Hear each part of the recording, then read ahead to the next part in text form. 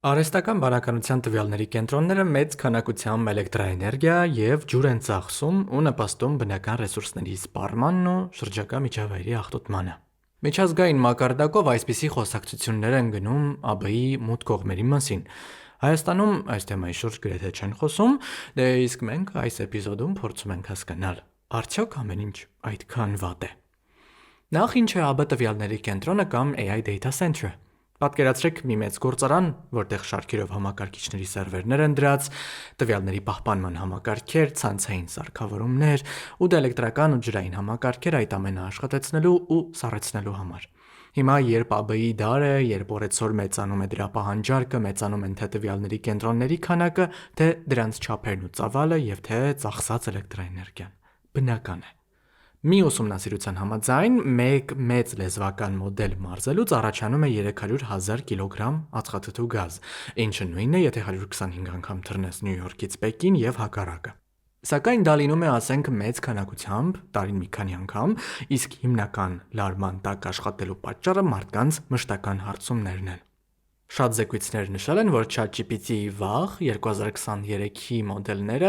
մեկ հարցման դիմաց ծախսում էին 1 շիշ ջուր, իսկ GPT-4-ը 100 բառանոց տեքստ գեներացնելու համար 3 շիշ ջուր, ինչից դժգոհ էր նաև հենց OpenAI-ը։ 2024-ին արված մի ուսումնասիրության համաձայն էլ մեծ լեզվական մոդելին ուղղված մեկ հարցման համար անհրաժեշտ է 2,9 վատ ժամ էլեկտրաէներգիա, իսկ որոնողական համակարգում սովորական որոնումը 0,3 վատ ժամ։ Վերջին համեմատության վրա դեռ շատ մի ֆիքսվեք, հատկապես երբ Google-ն եք պատկերացնում։ Կարևոր է մտապահել, որ այս թվերը հետազոտական կենտրոնները հիմնականում մոտավոր են ասում, դրա համար էլ լսելիս կարող է մի քիչ խճճվեք, թե ով է ի վերջո ճիշտ, ինչ է նշանակում այս ամենը։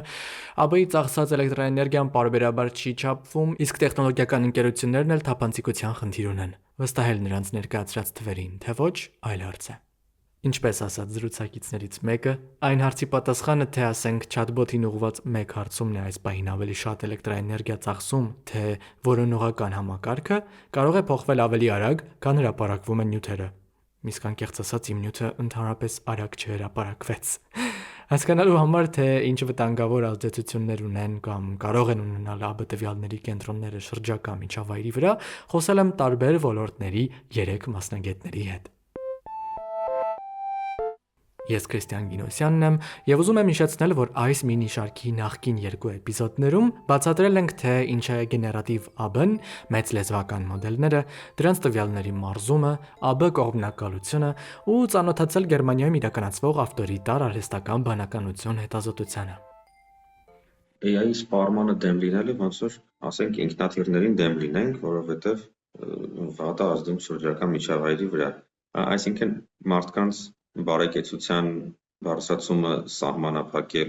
տենց արգումենտներով, իմ կարծիքով, նույնիսկ եթե լավ մտածված լինի, անհնար է, այսինքն այդ պրոգրեսը դժվար է, էլի, կանգնացնել, ասել մի թռեք ինքնաթիռով, որովհետև carbon footprint։ Դրա համար հարցը հակառակն է, թե որտեղից գտնել մաքուր էներգիա,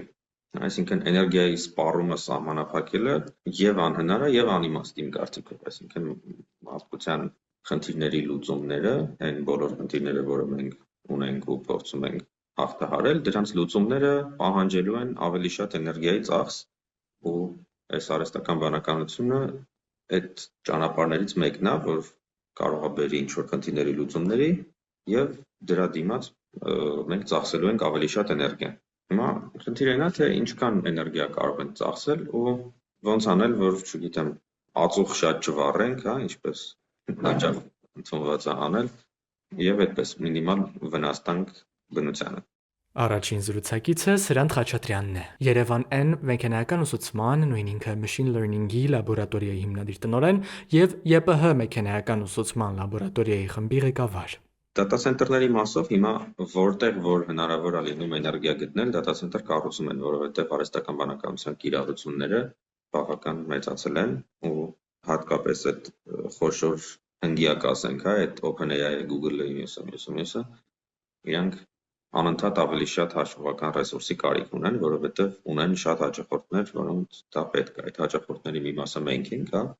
առօրյա սպառողները,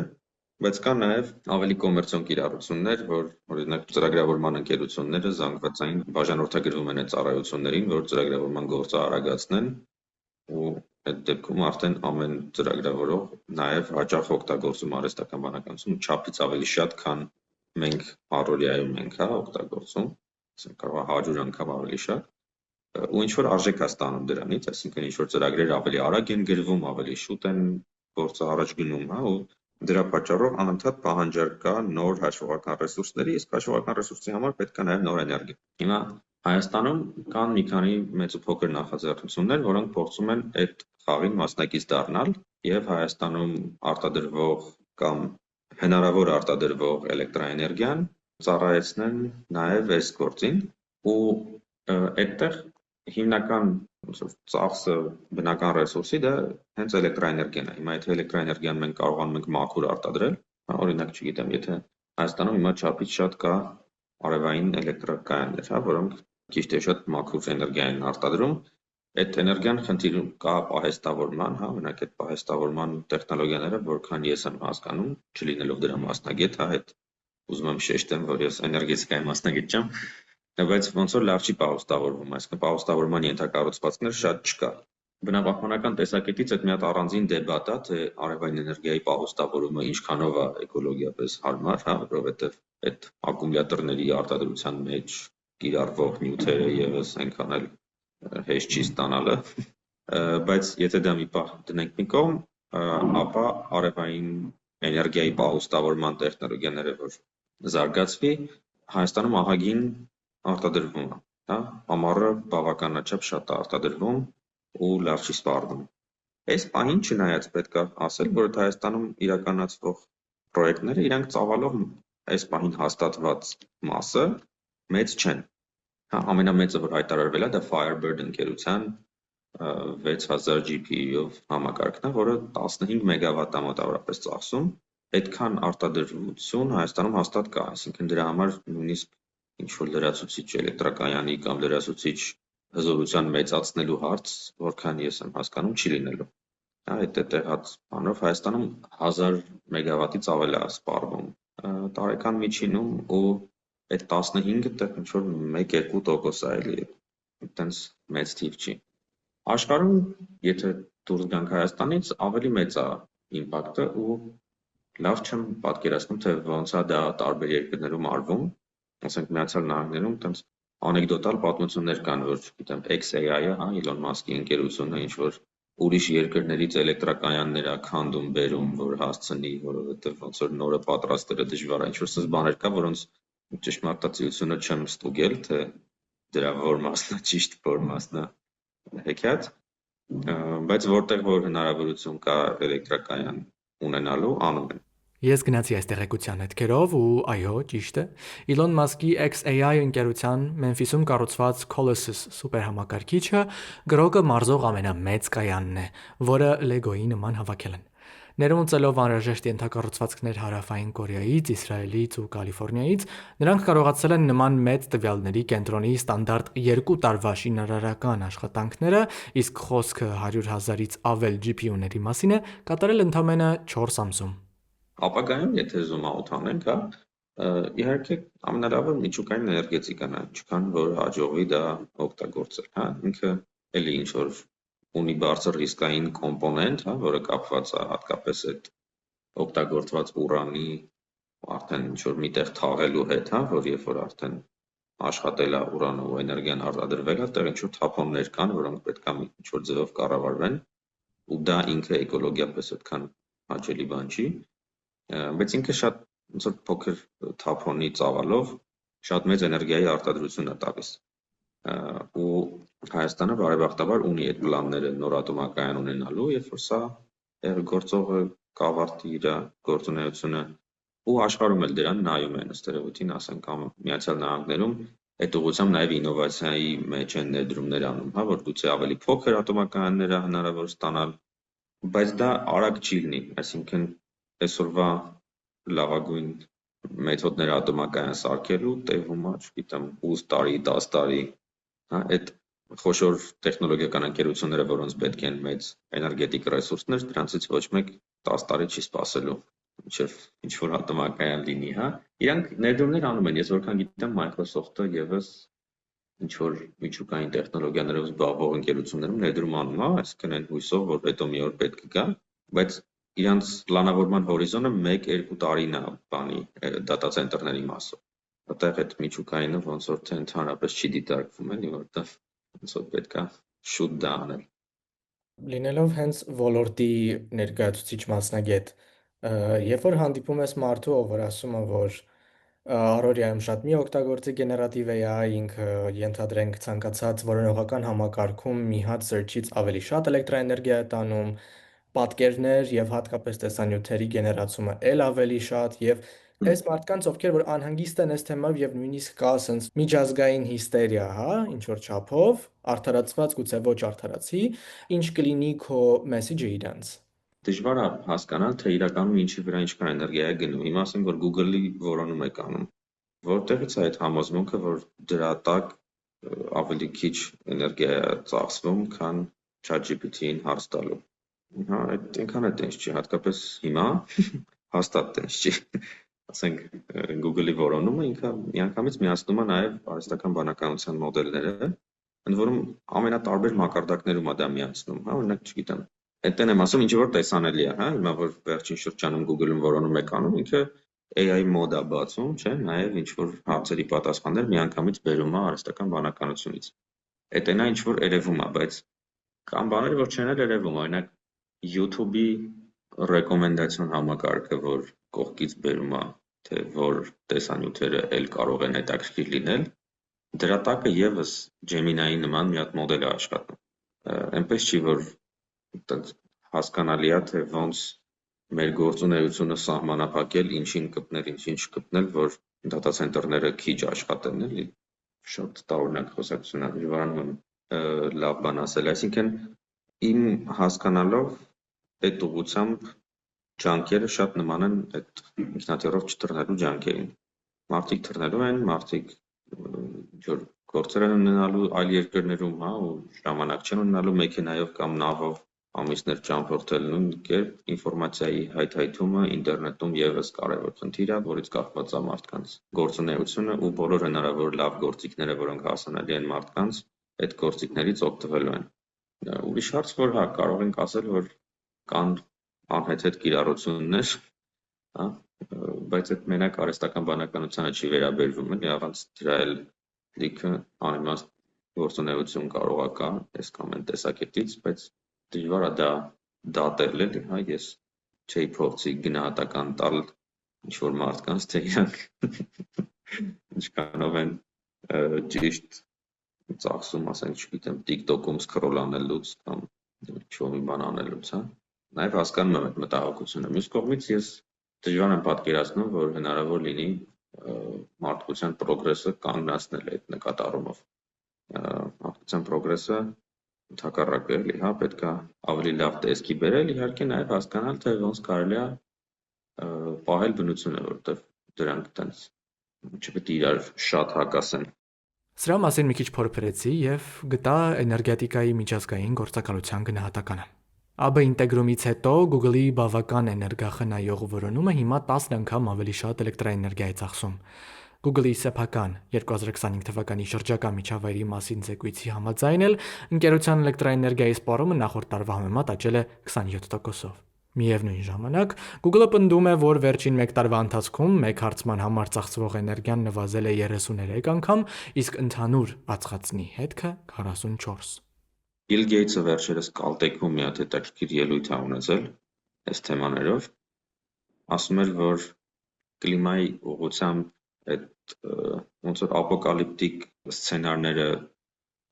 շատ խոսելը այնքան էլ ճիշտ չի ու պետքա կենտրոնանալ թե ինչպես օգնել այն հասարակություններին, որոնք ամենաշատն են տուժում տաքացող կլիմայից։ Ասում եմ, որ այդ կլիմայական խնդիրները քաղաքակրթական ռիսկ չեն պարունակում, բայց պարունակում են ռիսկ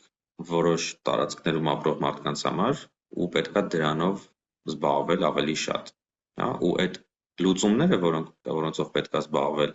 դրանք կարող է հենց պետքա գտնվեն նաև այս տեխնոլոգիական միջոցներով, որի համար պետք են այս data center-ները եւ այլն, հա։ Ինչ որ մի հատ օրինակ է բերում, որ Հնդկաստանում արհեստական բանականության կիրառությամբ կարողացել են ինչ-որ գործիք ստանալ, որ փոքր ֆերմերներին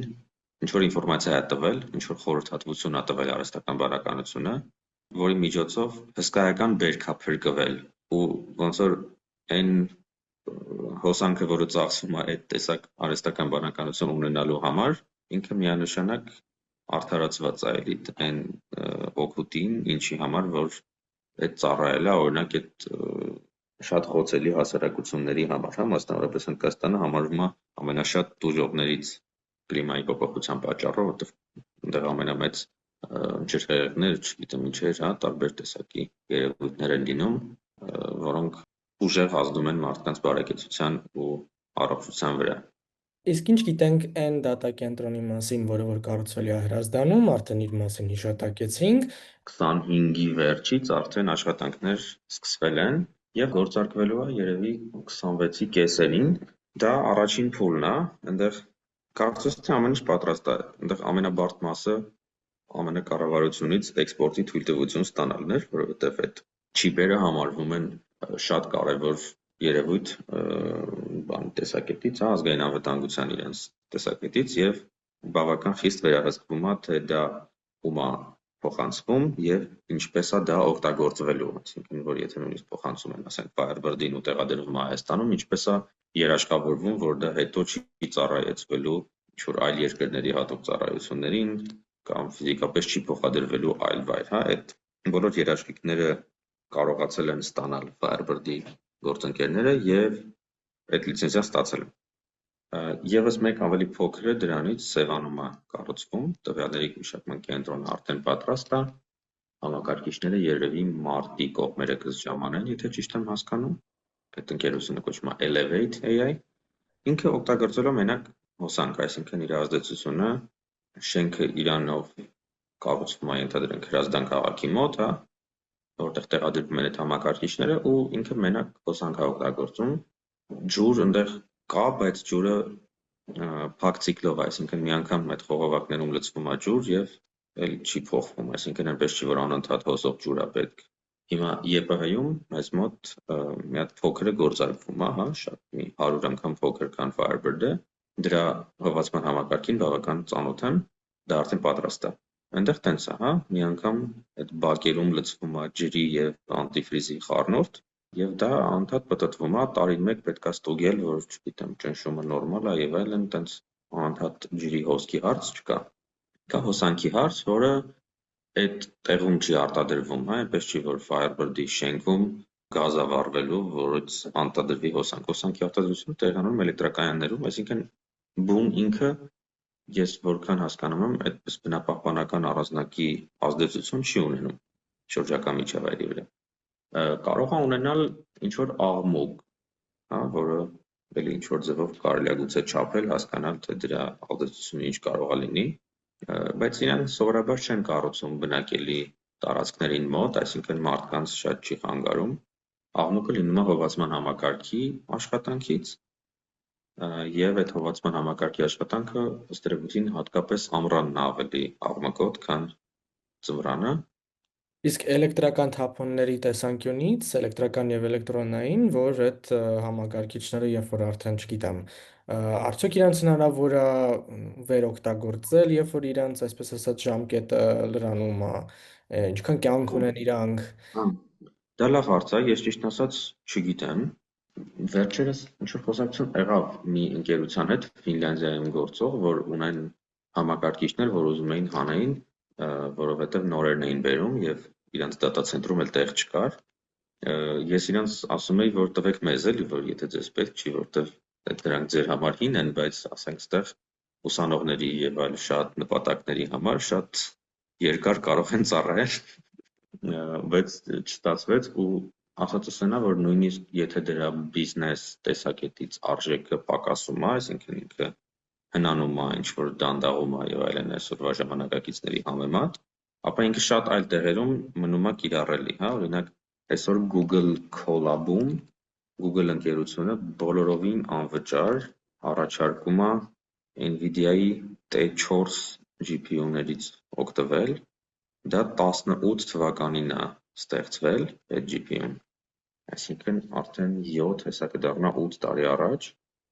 ակնհայտ է, որ իրանց պետք չի, որովհետև իրանք շատ ավելի նորերը ունեն OS-ների վրա, շատ բան չեն կարող անել, դրա համար իրանք ուղղակի չեն գցել, ուղղակի բաց թողել են, որ մարդիկ անվճար օգտագործեն, ասենք իմ ուսանողները կարողանում են Google Colab-ով այդ T4 GPU-ների վրա ինչ-որ աշխատանքներ անել, այսինքն եթե այդպես data center-ի տարածքը խնդիր չի, որը փաստորեն Google-ի դեպքում խնդիր չի, դեռ երկար կարելի է ծառայեցնել օրինակ կրթական նպատակների, եթե հետո այնքան փչանան, որ արդեն ոչ մի բանի պիտանի չի, ես չգիտեմ ինչ են անում, երևի պետք է մի քիչ ուսումնասիրել։ Մինչ թափոններին անդրադառնալը եկեք մի քանի հետաքրքիր տվյալների անդրադառնանք։ Այն ինչի մակասեմ ուսումնասիրել ու զեկուցել է էներգետիկայի միջազգային գործակալությունը International Energy Agency։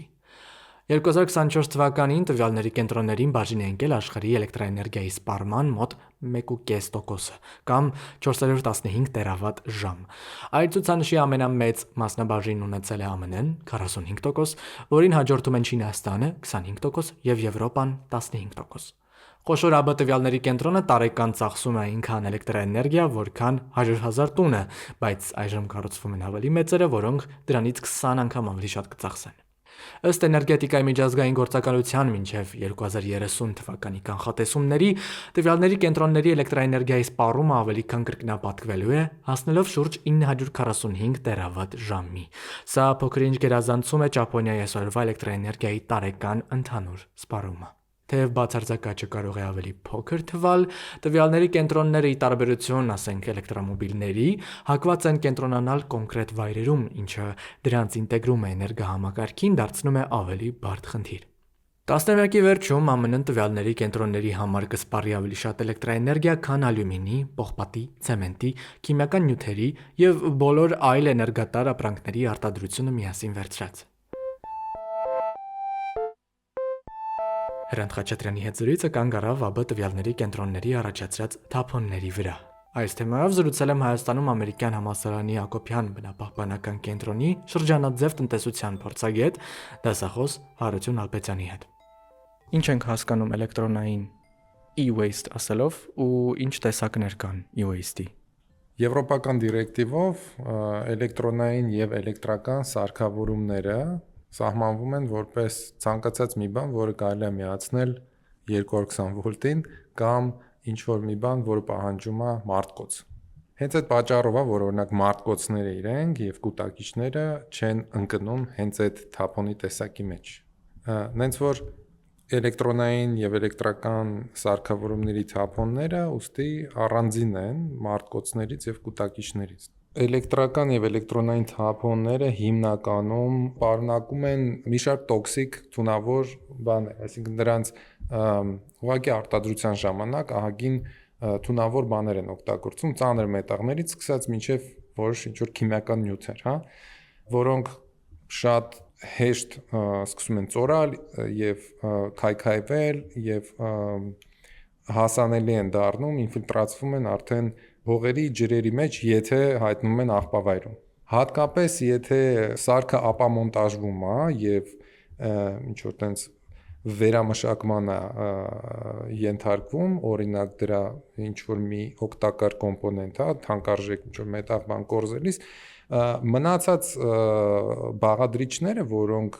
արժեք չունեն շուկայական, այդ դրանց ճակատագիրն է շատ ժամանակ խնդրահարույց լինում։ Օրինակ նույն այս պատմությունը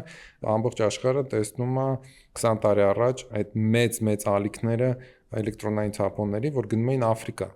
Եվ Աֆրիկայում էր այդ նույն տրամաբանությունով օգտահանվում այն ամենաարժեքավոր բանը, որ դրանք պարունակում էին, հա։ Եվ հետո մնացածը այրվում էր, կամ հենց այրումը հանդիսանում էր օգտահանելու հիմնական ձևը։ Ընդհանրապես թափոնների հոսքերի կամ խմբերի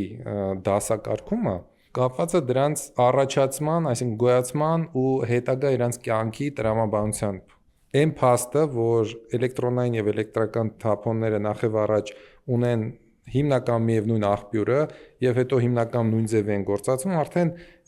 իմաստ ունի իրանց դիտարկել առանձին որպես թափոնի տեսակ եւ դրանց շատ մեծ ուշադրություն դարձնել հենց իրանց բնապահպանական խնդիրների հարուցման այդ տեսանկյունից, հա։ Հետո չմոռանանք, որ էլեկտրոնային թափոնները դրանք բոլորը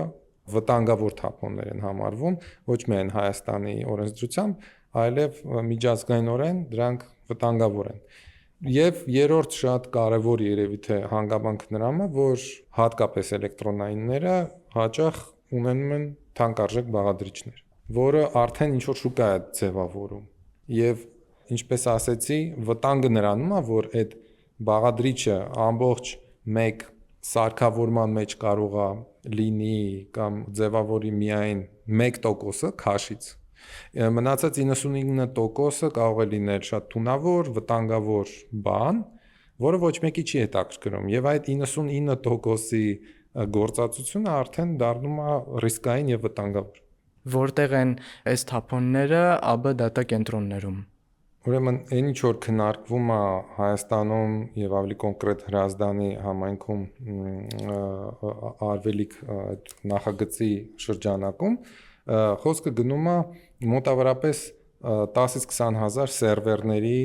ինստալյացիայի տենց ծավալի մասին, հա։ Շատ པարզ, շատ մոտավոր ինչ որ գնահատումներ անելով մենք կարող ենք ասել, որ հիմնական 5-ից 6 տարի մեկ այդ դատակենտրոնները upgrade են ենթարկվում, հա, նորոգման։ Եվ դա նշանակում է, որ այդ սերվերների մոտ 70%-ը փոխարինվում է։ Նորից, եթե վերցնենք մինիմալ սցենարը, հա, եթե 10000 սերվերով գնանք, դա մոտավորապես 400 տոննա էլեկտրոնային սարքավորման մասին է խոսքը, որտեղ սերվերը մոտ 40 կիլո է, հա, միջինում, որից եթե 70%-ը փոխարինվի, մենք խոսում ենք 280 տոննա էլեկտրոնային թափոնի մասին, էլեկտրոնային թափոն սերվեր եւ այլ բաներ, հա։ Պետքա չմոռանալ, որ դա ուղակի թափելու, աղբավայրում տեղադրելու ենթակա չի, այլ շատ հնարավոր է դա վերանորոգման եւ վերագործարկման, վերօգտագործման ինչ որ պոտենցիալ ունի, ու դա շատ կարեւոր է գլխանց հաշվի առնել եւ միգուցե ինչ որ հաշվարկներ անել, բայց օրինակ կարգավորումների տեսակետից մենք խոսում ենք արդեն ուղակի թափոնի մասին։ Այսինքն 280-300 տոննա մինիմալ քանակն է, որ մենք ունենանք 5-6 տարի հետո։ Եթե խոսքը գնում է 20000 սերվերի մասին, ուղղակի պետք է կրկնապատկենք այդ թիվը։ Այստեղ մենք շատ կարևոր բան ունենք հաշվի առնելու։ Մենք հնարավորություն ունենք այսօր մեր կարգավորումների դաշտը բարելավել ուղղակի այս նախադեպի արկայության պայմաններում։ Այսինքն մենք գիտենք, որ եթե սա իրականանալի ինչ որ նախագիծ է, շոշափելի ինչ որ բաներ կան, եթե մենք հասցնենք մինչև դա մեր կարգավորումները բարելավել, հատկապես օրինակ խոսքը կարա գնա արտադրողին լավված պատասխանատվության գործիքի մասին, հա, որ այդ մոտավորապես գնահատված 300 տոննա էլեկտրոնային թափոնները, որ մենք ունենանք այդ դատա կենտրոնը գործարկելուց 5-6 տարի հետո, արդեն իսկ հիմա ունենան ինչ որ մի ֆինանսական ֆոնդ իրենց համար հատկացված միջոցներ, որոնք թույլ կտան իսկապես բնապահպանորեն անվտանգ ձևով այդ սարքավորումները, թափոն դարձած սարքավորումները գործածել։ Այսինքն սա մեր համար կարա դառնա հնարավորություն, ոչ թե եւս մեկ ինչ որ մի արհավիրք էլեկտրական մեքենաների եւ այլ բաների նման, օրինակ արևային պանելների։ Այդ մոտավորապես 300 տոննան Հայաստանի համար ինչ թիվ է։ Ցավոք սրտի մենք չունենք շատ կոնկրետ գնահատումներ, բայց կա մի հաշվետվություն, որ ամեն տարի տարեկան կտրվածքով դուրս է գալի Global E-Waste Monitor կազմակերպությունն է դա անում, կամ նախաձեռնությունը։ 21 թվականին Հայաստանում գոյացել է 15000 տոննա էլեկտրոնային թափոն։ Սա միջազգային կազմակերպության գնահատումներ են, այսինքն խոսքը գնում է 15000 տոննայի մեջ, եթե 300 տոննա, այդ ստացվում է 1/45-ը, հա, մոտավորապես, բայց խոսքը գնում է շատ միանման կոնկրետ թափոնի տեսակի մասին։ Այսինքն այս 15000 տոննան պատկերացրեք ամեն ինչն է ներառում, հա, մեր կենցաղային սարքավորումները, համակարգիչներ, բաներ, գրասենյակներից եւ այլն եւ այլն եւ այլն։ Իսկ սա շատ կոնկրետ թափոնի տեսակ է, որը կարա միևնույն ճանապարհով գործածվի։ Այսինքն շատ ավելի կառավարելի դեպքի մասին ենք խոսում, էլի, որ աղբյուրը մեկն է, թափոնի տեսակները շատ չեն, ասենք 1, 2, 3 տեսակի, եւ այո, կարելի է արդեն ինչ որ մի բան անել այդ բոլորի հետ, ու այս այն դեպքն է, որտեղ դա առավելություն է։ Մենք ունենք առավելություն, այսինքն հաճախ, երբ որ մենք խոսում ենք թափոնների տեսակավորման մասին, առաջին բանը, որ գալիս է մարդու մտքին, դա պլաստիկը, թուղթը, ապակի, նաև մետաղը, հա։ Իրականում թափոնների տեսակավորումը անկախ թափոնի տեսակից, անկախ թափոնի խմբից շատ կարևոր է թափոնի հետագա գործածության համար։ Այսինքն դա կլինի գյուղատնտեսական թափոն, թե էլեկտրոնային թափոն, թե կենցաղային թափոն, շատ կարևոր է, անչափ կարևոր է սկզբնաղբյուրում այդ թափոնը տեսակավորել։ Դրանով է պայմանավորված այդ թափոնի հետագա գործածությունը։ Այսինքն մի բան է, երբ որ մենք գործ ունենք խառը էլեկտրոնային թափոնների հետ, հատկապես որոնք խառնված են այլ բաների, այլ թափոնների հետ, լրիվ ուրիշ բան է, երբ որ մենք խոսում ենք միատիպ, օրինակ 10,000 սերվերի մասին, հա, որոնք շատ կոնկրետ կարան գործածվեն։ Մի բան էլ կա, որ այն կրիտիկական նյութերը, այն թունավոր նյութերը, վտանգավոր նյութերը, որոնք որ դուրս են հարվում արդյունաբերության համար, թե իրանց վերամշակումը եւ այլն, թե բավականին վտանգավոր են շրջակա միջավայրի համար կամ պոտենցիալ վտանգավոր են։ Կուզենայի սրա մասին եւս խոսեինք։ Այսօր մենք ունենք միայն մեկ լիցենզավորված կազմակերպություն երկրում, որ ունի լիցենզիա հենց էլեկտրոնային եւ էլեկտրական թափոններ գործածելու համար տրամադրված, ներառյալ դրանց վերամշակումը, ապահով պահեստավորումը, տեղափոխումը եւ այլն։ Այդ կազմակերպությունը դեռևս չունի էլեկտրոնային թափոններ վերամշակելու այն կարողությունները, որ մեզ հարկավոր են։ Տեխնոլոգիան խնդիր չի, տեխնոլոգիան ընդհանրապես պահանջում է ներդրում։ Ներդրումը կարելի է անել միայն այն ժամանակ, երբ որ կա հետվերադարձ, երբ որ դա տնտեսապես արդարացված է։ Եվ այո, մենք կարող ենք ունենալ գործարան, որը կվերամշակի ցանկացած էլեկտրոնային թափոն։ Կարող ենք, բայց դա պահանջում է ֆինանսավորում։ Մեր շուկան փոքր է, իհարկե շատ կարևոր է դիտարկել նաև տարածաշրջանային կարողություններ ստեղծել։ Այս տարածաշրջանում որ երկիրը առաջինը ստեղծեց էլեկտրոնային թափոնների վերամշակման կարողություն, ինքը հաստատ շահելու է։ Եվ ամբողջ հարցը այն է, թե ինչքանով է ֆինանսավորվում կոնկրետ այս տեսակի թափոնի գործածությունը Հայաստանում։ Հիմա էլեկտրոնային թափոնների գործածությունը բացարձակապես չի ֆինանսավորվում, այսինքն այս արժեշղթան չի կարող աշխատել եւ մենք չենք կարող սպասել, որ մեր փոքր շուկայի պայմաններում հատկապես ինչ որ մի ներդրող կգա եւ ներդրում կանի ստեղծելու էլեկտրոնային թափոնների վերամշակման կարողություն, գործարան եւ այլն։ Այն պահին, երբ որ մենք ունենանք արտադրողին լայնված պատասխանատվություն, որը այն տնտեսական գործիքներից է, որ հենց այդ արժեշղթան ֆինանսավորելու համար է ստեղծվում, մենք շատ արագ կտեսնենք այդ կարողությունները Հայաստանում ստեղծված։ Եվ ելի եմ ասում, շատ կարևոր է այդ տարածաշրջանային արդեն շուկայի մասին մտածել, որովհետև նույն խնդիրը ունի Վրաստանը, նույն խնդիրը ունի Ադրբեջանը, նույն խնդիրը ունի, կարծում եմ, Թուրքիան եւ Իրանը։ Ալպետյանը զուգահեռներ տարավ տվյալների կենտրոնների առաջացնող պոտենցիալ թափոնների եւ ֆոտովոլտային վահանակների ու էլեկտրական մեքենաների մարտկոցների հետ։ Բոլոր դեպքերում էլ բուն գաղափարը լավն է, սակայն ինչպես ինքն է ասում, թափոնը ստեղծելուց առաջ պետք է մտածել այդ թափոնի գործածության միջոցների մասին։ Վրեժիսանյանցը աշխարհատնտեսության ու Հարավային Կովկասի տարածաշրջանում ինստիտուցիոնալ բարեփոխումների գծով հանրային քաղաքականության փորձագետ է։ Տնօրինում է Nexus Intellect Research հասարակական կազմակերպությունը եւ հանդիսանում է Հայաստանի Հանրապետության հանրային խորհրդի անդամ։ Ձեզ որպես ոչ միայն հետազոտող, ինչքան է անհանգստացնում հենց ԱԲ AI data կենտրոնների իրավիճակը եւ Որտեղ եք դուք գտնվում այս դիսկուրսի մեջ։ Տեսեք, ես նույն մոտեցումն ունեմ ինչ հանկարդյունաբերության, ինչ ածխահանության կամ այդ fossil fuel energy-ներին,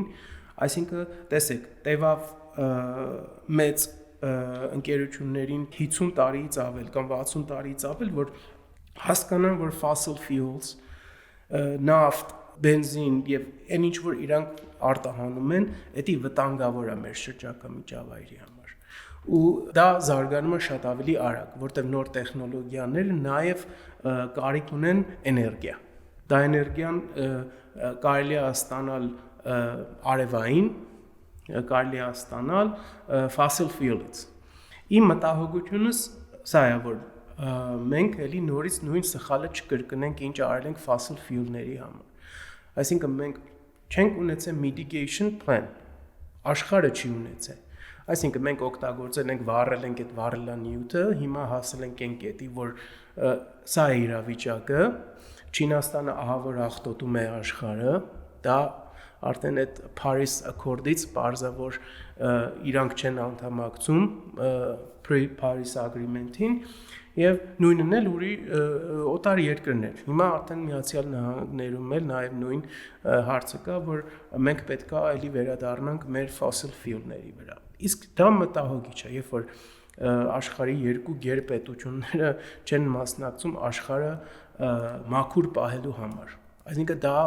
մենք որպես Հայաստանի Հանրապետություն շատ չնչին դերակատարություն ունենք այդ որոշումներին, բայց աշխարհը պետք է լինի պարտական հանդեպ ապագա սերունդներին։ Դա մենք ուշ հասկացանք, երբ հասավ նավթի հանքերի արդյունաբերությանը եւ մեծ կամպանիները Shell-ը, British Petroleum-ը արդեն սկսեցին պատասխանատու քայլեր վերցնել,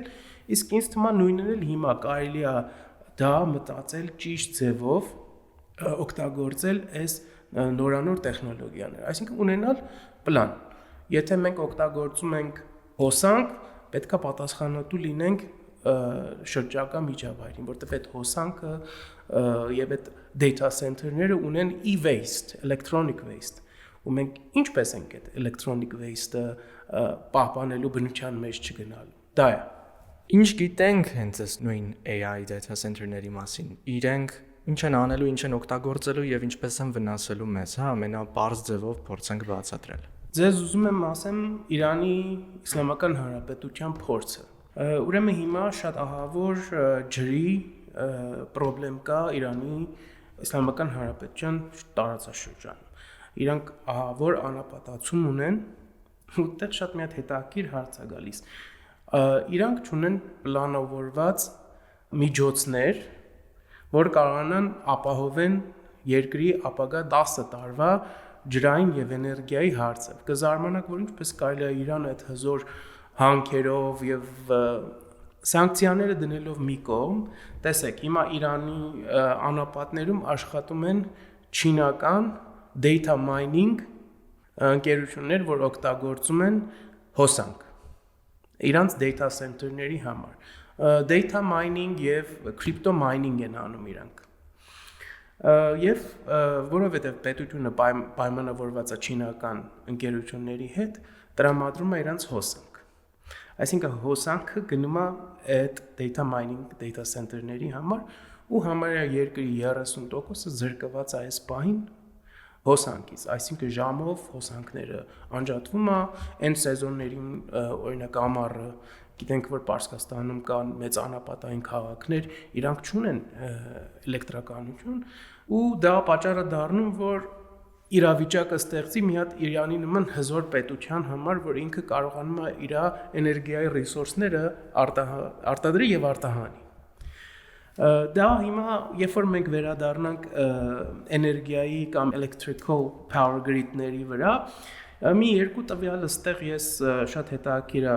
ուզում եմ ասեմ, որ Միացյալ Նահանգներում ընդհանուր electrical grid-ներից data center-ները օգտագործում են 4.4%, դա 2024-ի տվյալները ըստ Penn State համալսարանի, այսինքն էսի հզոր տոկոս է կազմում, 4-ից 5%, օգտագործել եւ դա արդեն այդ power grid-ների վրա, electrical power grid-ների վրա ազդում է։ Ինչպես է ազդելու մեզ, մենք չգիտենք դեռ դա։ Այսինքն ապագան երևի կասի, ես որպես աշխարհի քաղաքացի, ասեմ, մտահոգ եմ։ Այսինքն 2-3 բանի համար մտահոգ եմ։ Մեկ էներգիայի, երկրորդ e-waste-ի եւ երրորդ այդ environmental impact-ը, այդ շրջակա միջավայրի, չգիտեմ ինչ վնաս հասցնելուն, որովհետեւ ես չեմ պատկերացնում, որ որևիցե ձևով մենք ունենանք պլան ինչ որ մի բան անելու այդ շրջակա միջավայրը պահպանելու ռադիացիաներից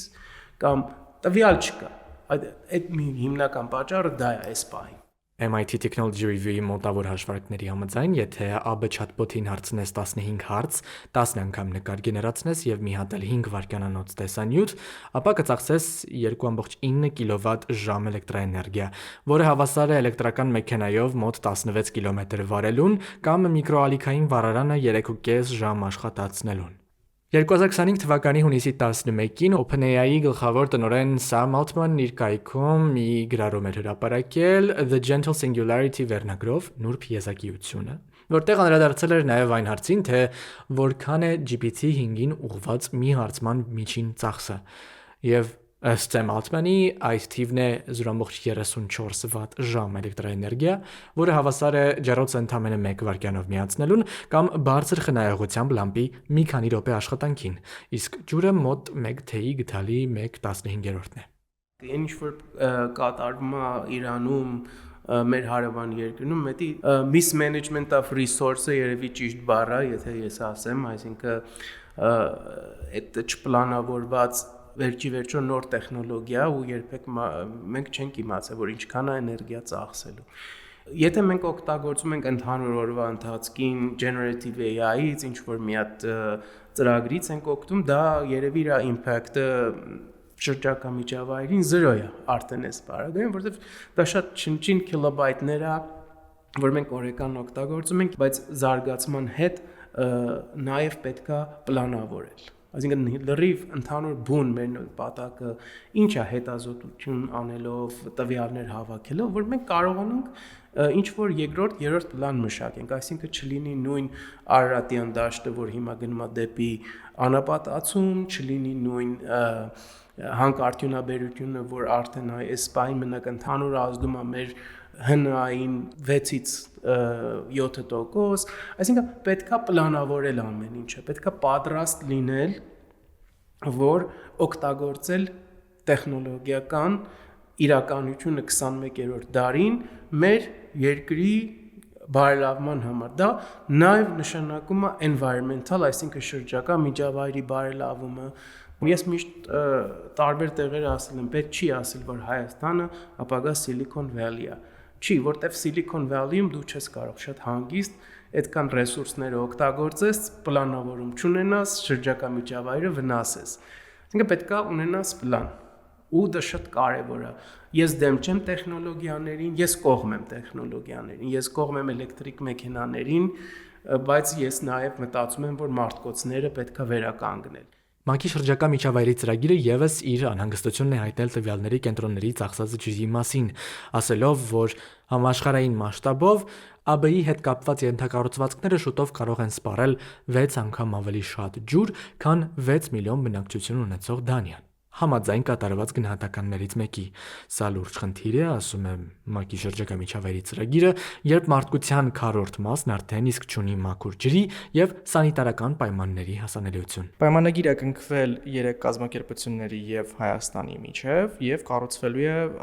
միջազգային մասշտաբներով բավականին խոշոր դատա կենտրոն Հրազդան քաղաքում եւ գիտենք, որ լիցենզիա ստացել են, բայց ոչ մի փաստաթուղթ չեմ տեսել, հա։ Բացի ապագայի մասին հրաշալի, sense դրական մեսեջներից ուրիշ ոչ մի բան չկա, որպեսզի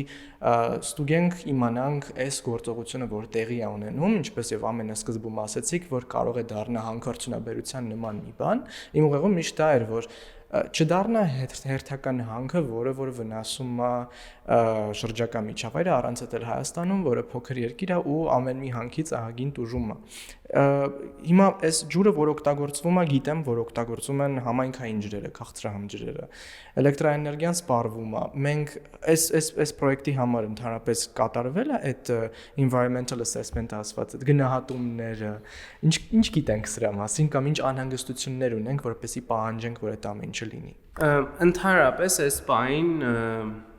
ոչ մի environmental study չկա։ Այսինքն ընդհանրապես մենք Հայաստանում այդ մոտեցումը ցույց չենք տալի ինչ որ ծրագրի դիմաց։ Եթե ինչ որ երկաթողագիծ պետքա կառուցվի, չկա environmental study։ Եթե ինչ որ գործարան պետքա կառուցվի ցեմենտի, չկա environmental study։ Այսինքն այդ տվյալա կենտրոն մոտեցումը քաղաքականության մշակելու նպատակով էդի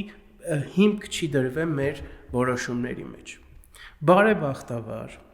Հայաստանը ունի strategic կառավարությունը աշխատում է strategic plan 2030-ի վրա, որ դա արդեն մեր երկրի համար շատ մեծ հույսեր է։ Այսինքն մենք ունենք ապագայի մշակված ինչ-որ պլան, որ դրա մեջ նաև ներառված է շրջակա միջավայրը։ Այսինքն այդ climate resilience եւ մենք ոնց պետք է վերաբերվենք մեր ընդհանուր շրջակա միջավայրին։ Դա շատ կարևոր հարց է, որ 30 տարվա ընթացքում մենք չենք անդրադարձել ապագային, իսկ հիմա բարեբախտաբար հասկանում ենք, որ պետք է նաև մտածել ապագա 30, 50 եւ 100 տարվա համար։ Դա է նպատակը հիմնական։ Ու եթե պետք է գոյատևենք, պետք է ունենանք մաքուր երկիր։ Ու դա գալիս է նաև հիմա առաջի անգամ չի Հայաստանում data կենտրոններ ստեղծվում, Ovion, Rostelecom, Armenian Abovyan-ում ես ինքս մասնակցել եմ այդ data center-ի բացման արարողության ժամանակ ու այո, պետքա ունենալ պլան, պետքա ունենալ որոշում, որ նաև մենք աշխարհն արդեն բոլոր մեծ ընկերությունները Microsoft-ը, Apple-ը իրանք ունեն pledge to environment, այսինքն իրանք ունեն պլան։ Մենք ունենք պլան։ Եթե մենք data center ենք կառուցում, data center-ը պետքա շրջապատված լինի անտառներով։ Անտառ եթե չկա, ստեղծում ենք անտառ։ Այսինքն եթե պետքա լինի recycled water, պետքա օգտագործվել recycling սիստեմներից։ Եթե պետքա ունենանք նոր տեխնոլոգիաներով արևային վահանակներ, պետքա ունենանք, որ դա չազդի մեր ընդհանուր երկրի էներգիայի գրիդներին, մենք Հրազդան քաղաքում ունենանք data center, իսկ Երևանում չունենանք հոսանք։ Նախ եւ առաջ այդ environmental study-ն չկա, ինձ թվում է պետքա պլանավորել դրա համար ինչ-որ environmental impact, environmental study, socio-economic study, այսինքն ինչ է փոխելու Հրազդանի շրջանի համար։ Դրանք ամենը կարելի է վերլուծություն ունենալ տվյալահենք policy development ապագայի համար։ Շատ ուրախ եմ, որ մենք ունենք Nvidia-ի հետ պայմանագիր, շատ ուրախ եմ, որ մենք ունենք Rostelecom-ի հետ պայմանագիր data center ունենալու համար, բայց նաև ուզում եմ մենք ապագայի համար ունենանք ինչ-որ պլան։ Ամենակարևոր բանն է նա, որ մենք պետք է հասկանանք, որ ամենայն դեպս տեխնոլոգիաները զարգանալու են։ Պետք չի դիմադրել փոփոխություններին, այլ պետք է շահագործել, որ գնալ դեպի զարգացում։ Դա լավ նմուշը կարող եմ Մալեզիա, Անդոնեզիա, Սինգապուրն ասեմ։ Իրանք չդիմադրեցին տեխնոլոգիաներին, այդ բառը հայերենով դժվար եմ գտնում, այդ embrace, այսինքն իրանք embrace արեցին տեխնոլոգիան, իրանք օգտագործեցին տեխնոլոգիան իրենց երկիրը զարգացնելու համար։ Ճապոնիայի մեթոդն է լավ մեթոդ, այսինքն retrofit to culture։ Մենք մեր մշակույթի հետ համապատասխան զարգացնում ենք տեխնոլոգիան։ Նմուշները կարելի է ասել Pixar-ը օրինակ, Tumon հիանալի նմուշ է։ Նույնն էլ կարող է data center-ը լինի, նույնն էլ կարող է արհեստական բանականությունը լինի։ Ինձ թվում է, որ այդ զարգացումները Հայաստանի համար կարող է դառնա ապագա asset հարստություն, որ հիմնվենք դրան աշխարհը տեսնի, որ իրականում մենք նաև embracing technology but saving the planet։ Այսինքն երկու բանը միասին շատ հետաքրքիր կոնցեպտ է, ու մենք կարող ենք դառնանք pioneer-ը այդ field-ի։ ԱԲ էներգասպառման, դրա ֆինանսատնտեսական հետևանքների եւ շրջակա միջավայրի վրա ազդեցության վերաբերյալ հաշվարկներն ու քննարկումները հաճախ ընդհատվում են հետեւյալ կերպ. ԱԲ-ին բացարձակ դեմ մարդիկ փախարակում են այդ գործիքների կիրառումն ու կիրառողներին, անհատապես քննադատում մարդկանց վարքագիծը, մյուս կողմն էլ, որը չի ցանկանում ընդունել հավանական խնդիրների մասին կանխատեսումներն ու գոյություն ունեցող փաստերը, որպես համեմատություն է բերում կլիմայի ու շրջակա միջավայրի վրա ավելի մեծ բացասական ազդեցություն ունեցող ոլորտները։ Երկու արձագանքն էլ շրջանցում են հարցի բունեությունը։ Պոդքասթի 3 հյուրերն էլ տարբեր դիրքորոշումներ ունեին հարցի շուրջ, բայց բոլորն էլ իրենց խոսքը կառուցեցին այն գաղափարի հիման վրա, որ ԱԲ-ն անխուսափելի է, այն շարունակաբար զարգանալու է եւ ինչ պետք է անել այս իրականությունում։ Եթե նույնիսկ մեկ հարցումը փոքր ազդեցություն ունի, պետություններն ու խոշոր ընկերություններն այժմ աշխատում են ավտոմատացնել շատ ենթակառուցվածքներ, ստեղծելով շատ ավելի մեծ էներգետիկ ապագա հիմնված ԱԲ-ի կարիքների վրա, ինչը նշանակում է, որ պետք է հետամուտ լինել զարգացումներին ու պատասխանատու պահել որոշում կայացնողներին։ Իսկ վերջում հանգում ենք այս ամենի հիմքում ընկած ամենամեծ խնդրին՝ վստահությանը։ Վստահել Բիլ Գեյթսին, ում անունը արդեն հնչեց էպիզոդի ընթացքում եւ որին չեն սիրում շատ գիտնականներ ու ակտիվիստներ, վստահել արդյոք տեխնոլոգիական հսկաներին, որոնք ասում են, որ հոգ են տանում շրջակա միջավայրի մասին, վստահել արդյոք կառավարություններին, որոնք նույն բանն են կրկնում, բայց արդյունքը հաճախ հակառակն է։ Առավելագույնը, որ կարող եմ ասել, ես իմ